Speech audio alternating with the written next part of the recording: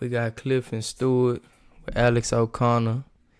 He asking some hard questions about genocide in the Bible. Let's get into it.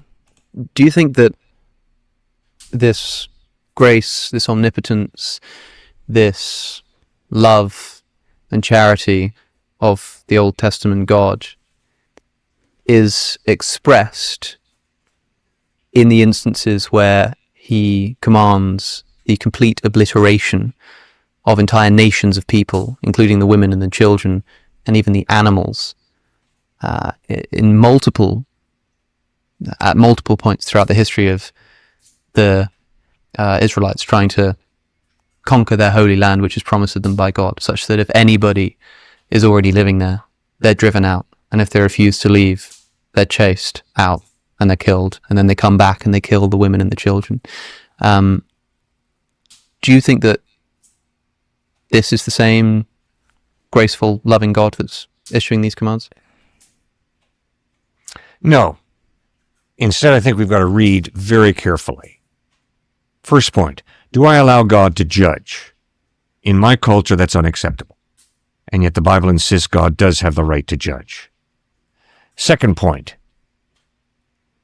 is exaggeration being used? Is hyperbole being used in a lot of those passages? Yes, it is. Because clearly, obviously, many of those people who were supposedly all wiped out appear in the next book.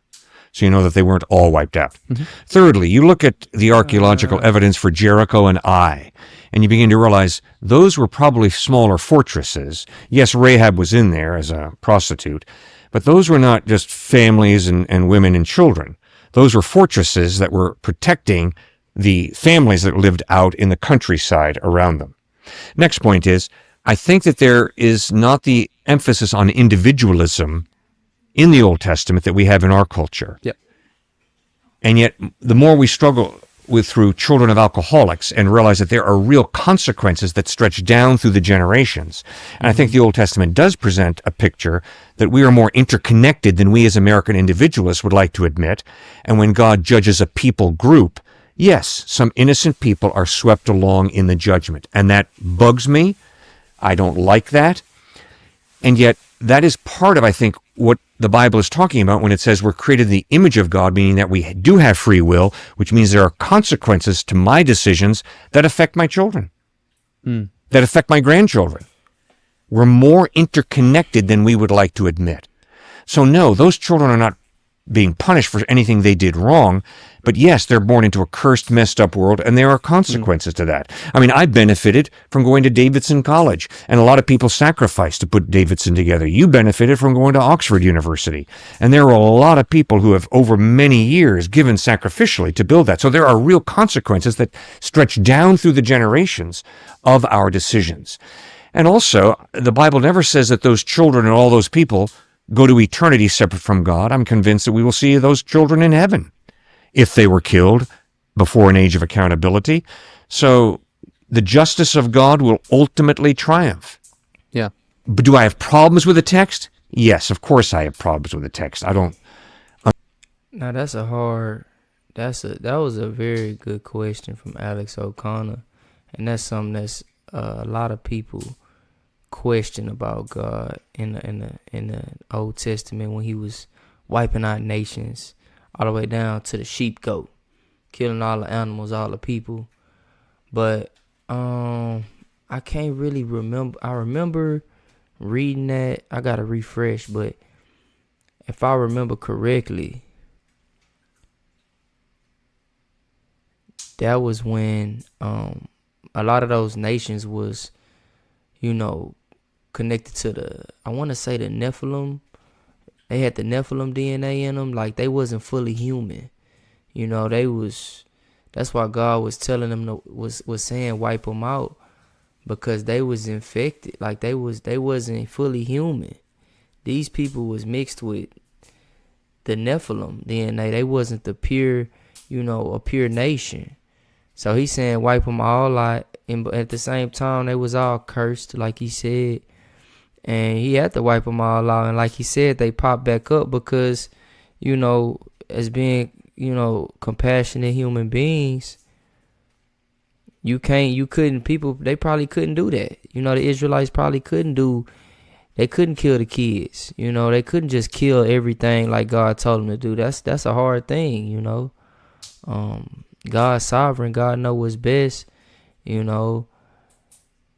And he is, you know, he know the end result to everything, but us not knowing everything, the compassion we got, us living in this life with, you know, seeing only what we can see right now in the present, they probably couldn't do it, you know.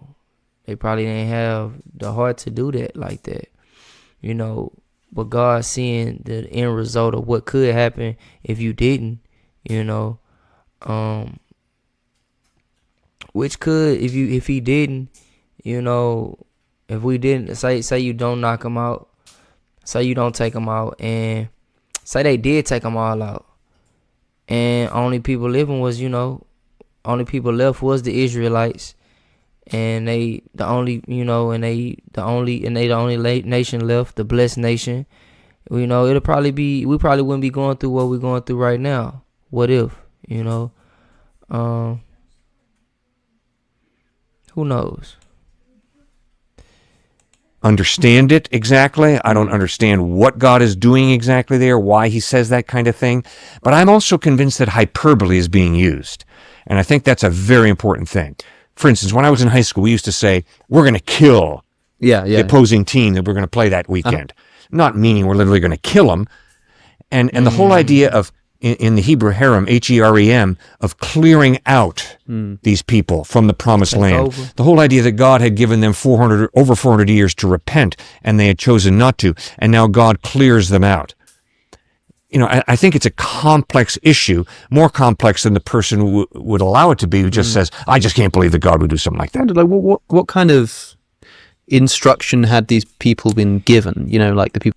That's another way to think about it too.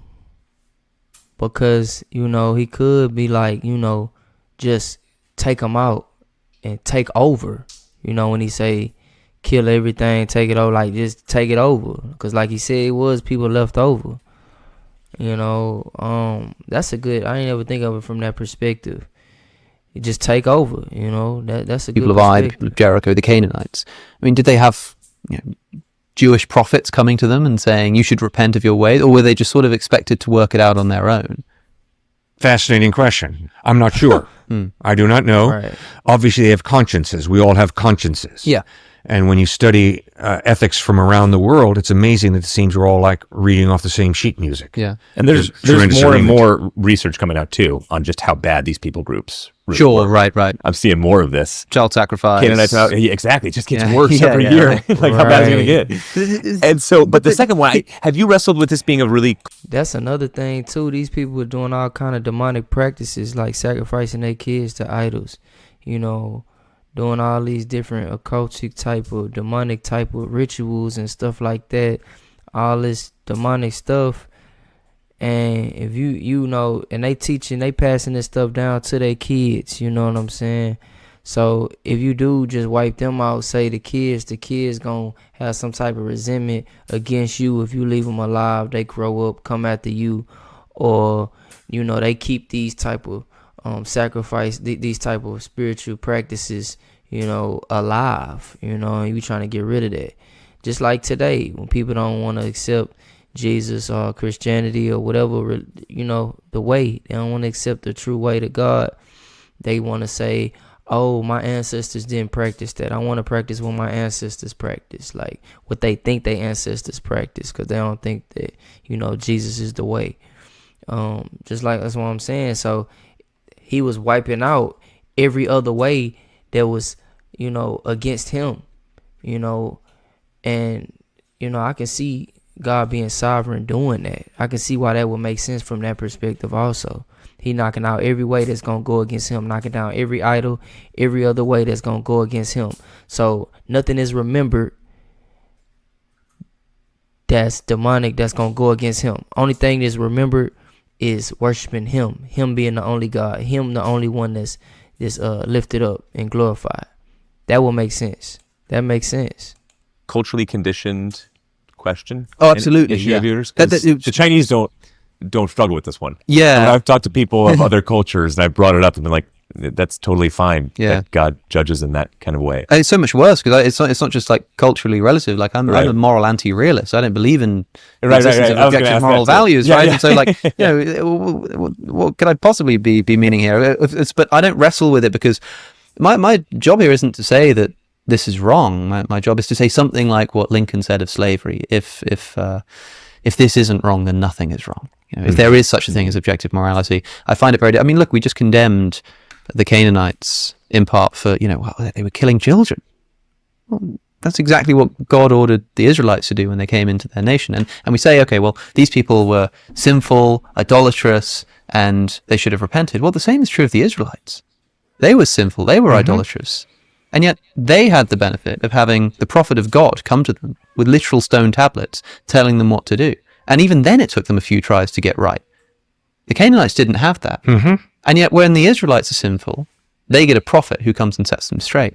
When the Canaanites are sinful, they get obliterated. They get exterminated. They get chased out. Not. Just the same way the Israelites were at first the hands of the Assyrians and then the Babylonians. But then again, from another perspective, the Canaanites are not fully human.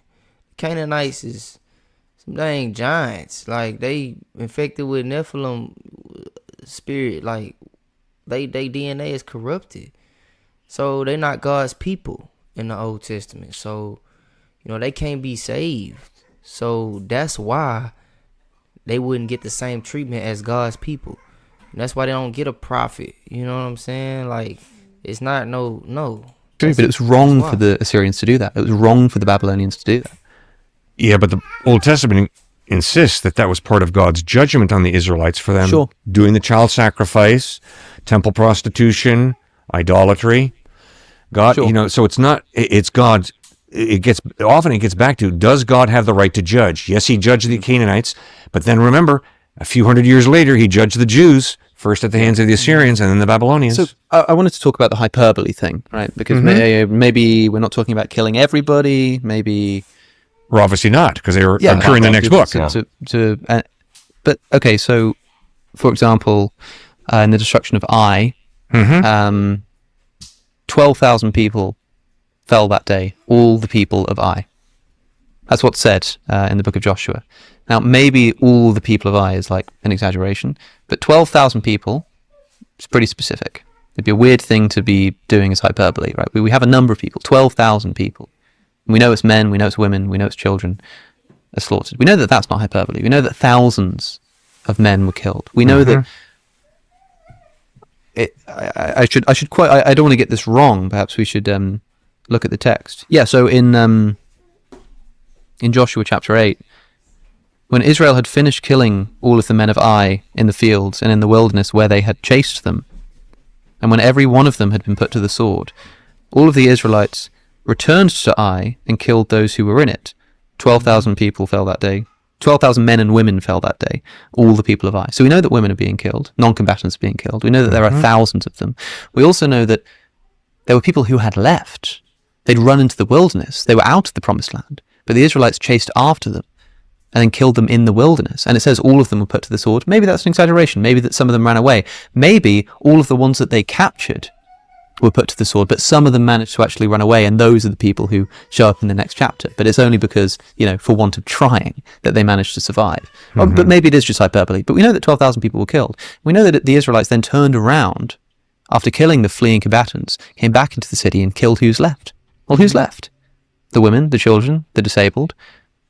So even if there's some hyperbole being involved here in terms of the complete destruction, maybe it's not a genocide, but it certainly still seems to be the kind of military practice which, if done today, would see condemnation and a lot more from the United Nations. In 1 Samuel, there's this. Again, I should read the text to be sure, and I do have it written down. This is the destruction of the Amalekites. God issues the command now. Go attack the Amalekites and totally destroy all that belongs to them. Do not spare them. Put to the death men and women, children and infants, cattle and sheep, camels and donkeys. Of course, this can't be literal, because it's not just the camels and sheep and the donkeys. Oh, but you can leave the, you can leave the pigs or whatever. Sure, this is sort of like slightly rhetorical language, but it's very clear. Like, leave alive nothing that breathes. Kill the men, kill the women, kill the animals, kill the cattle. And in fact, when Saul decides at the end of the battle to keep alive the king, take him as a hostage, and also keeps alive some of the animals to sacrifice, to slaughter as a sacrifice to God, what happens? He's condemned. And God says, the scripture says, that God regretted that he made Saul king. He regretted that he made Saul king because he didn't follow his command. What command didn't he follow? That after wiping out, he refused to also kill all of the animals, and he kept the king alive as a hostage. And that was enough for God to say, I regret that I ever made Saul king because he didn't follow my commands.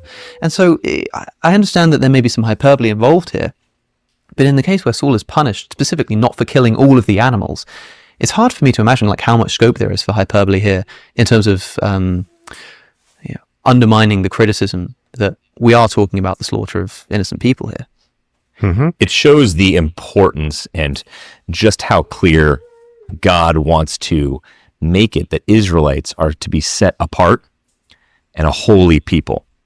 And so whether it's an ant or a soldier all the way down, we see with sinful human beings just how easy it is for them to slip into prostitution, but more so getting a harem, more so whatever this might be, and slip into assimilation of some sort with other civilizations.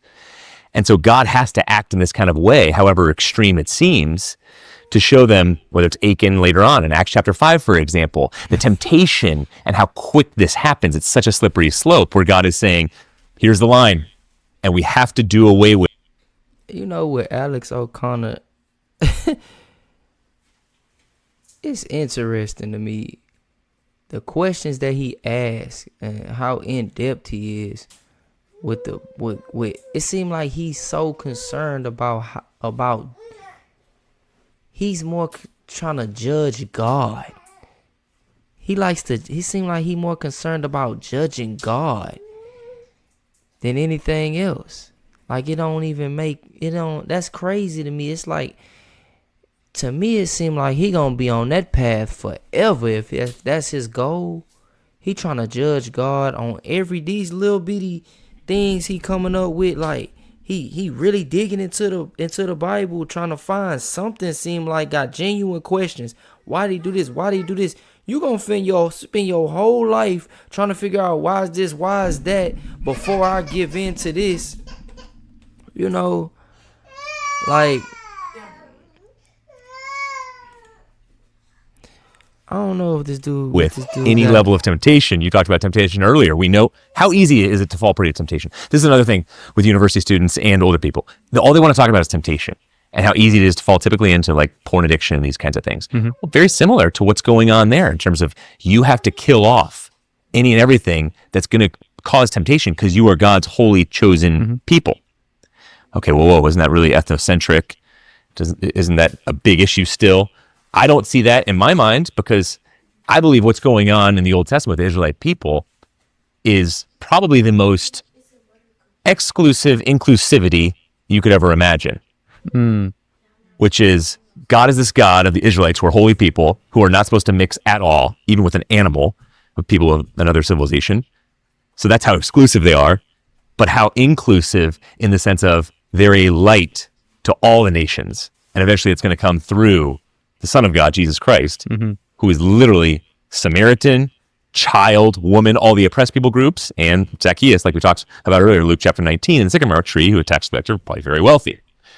So it's a light to all nations, and that separateness, that word holy and righteousness, he takes so seriously and so extreme. I wish it wasn't that extreme, but it stacks up to me. It also makes sense, seeing how powerful human temptation really is and how hard it is to restrain yourself. Do you believe that, to be clear, do you believe that innocent children were killed by Israelites on the command of God?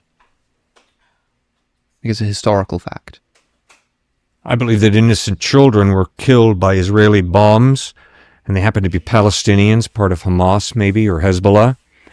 I believe that there are consequences to human decisions that stretch down through the generations and then impact a lot of innocent people. And I think we're a little naive if we think that we can go into Iraq or fight a desert storm and no innocent people are going to be killed. It's one of the tragedies of war, which is a result of the sinful human heart. But suppose, the Israeli government said, leave alive nothing that breathes. Kill the soldiers, but then once you've done that, turn around, go back, kill the women, kill the children, kill their animals. Because this land is yours. Mm-hmm. I think that people wouldn't be satisfied on falling back on the defense of, hey, this is the consequence of war. This is what happens. I think people would say, okay, but the fundamental rule of just war, which I'm told is sort of stems out of the Christian tradition, is, proportionate response. And yes, and I agree with you. Okay, but here's another problem. God told Abraham to take Isaac up on Mount Moriah and sacrifice his son. Now, if someone interprets that as being God's laying down wise principles for good parenting, they're an idiot. Sure, yeah. That is not what Genesis chapter 2 is communicating. God gave Abraham a very specific command, and it was not to give an example of wise parenting. It was, Abraham, who's number one in your heart? Is it going to be God or is it going to be your son? Who are you going to build your future on? Your son or me? Similarly, what Israel does there in the Old Testament is not examples of just war theory. No, it is a unique example of God using a theocracy, and we don't live in a theocracy. We don't have a theocracy in Israel now, and we're definitely not a theocracy in the United States or in UK. God using a theocracy to carve out a land that he brings then Messiah into. That's a one-time deed, because you're absolutely right. It is not an example of just war. No way.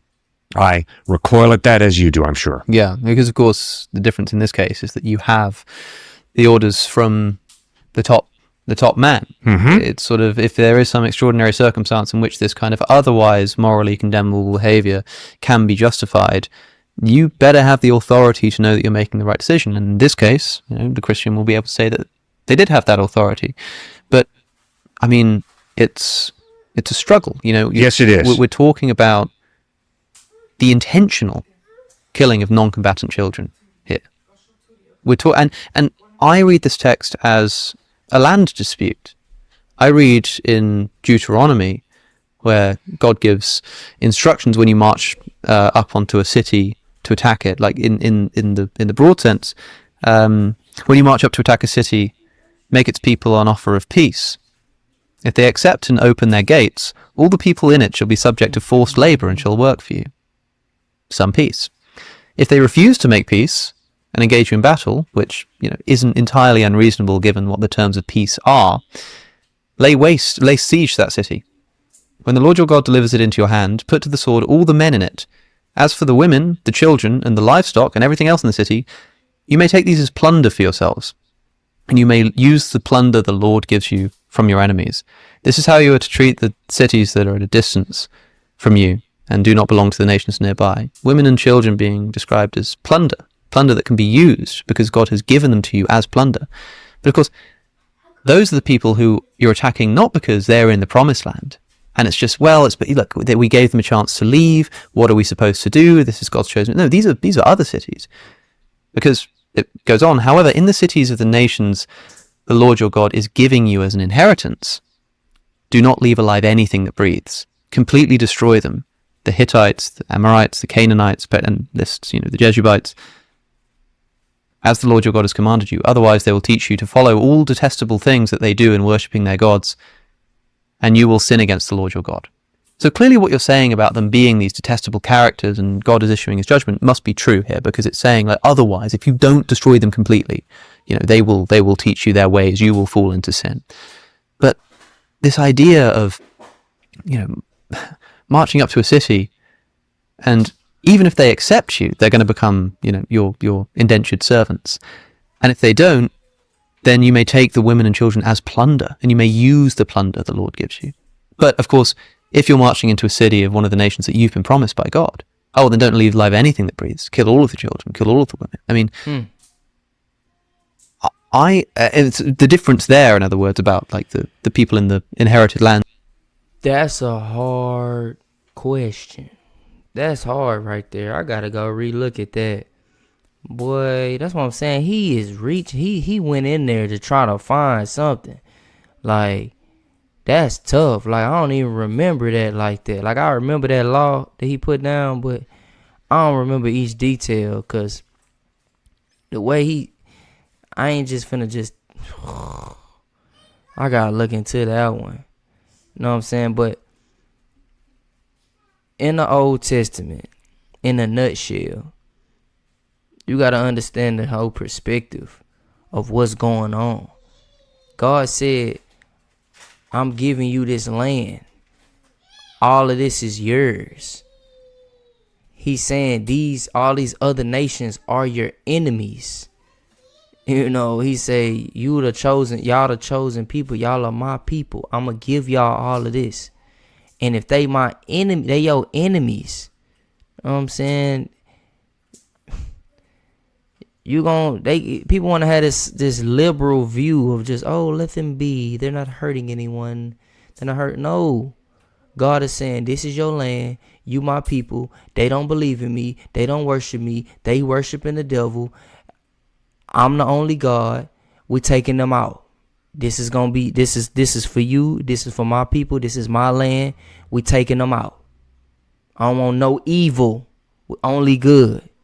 From that perspective. Just like what's going on right now. God want only good, no evil. And the time is coming where that's what it's going to be.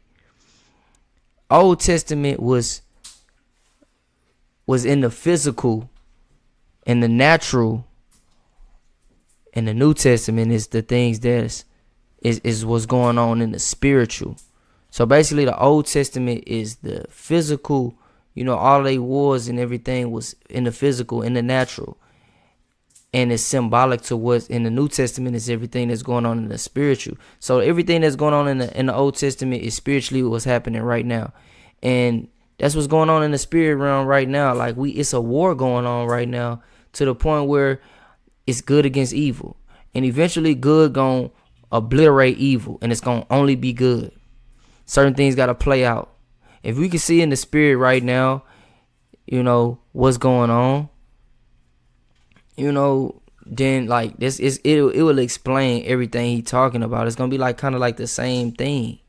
Like it's an actual war going on, and God is and God is gonna win. He's gonna take out all of these evil nations, all these evil people, and he's gonna come out on top, just like he was demonstrating in the Old Testament.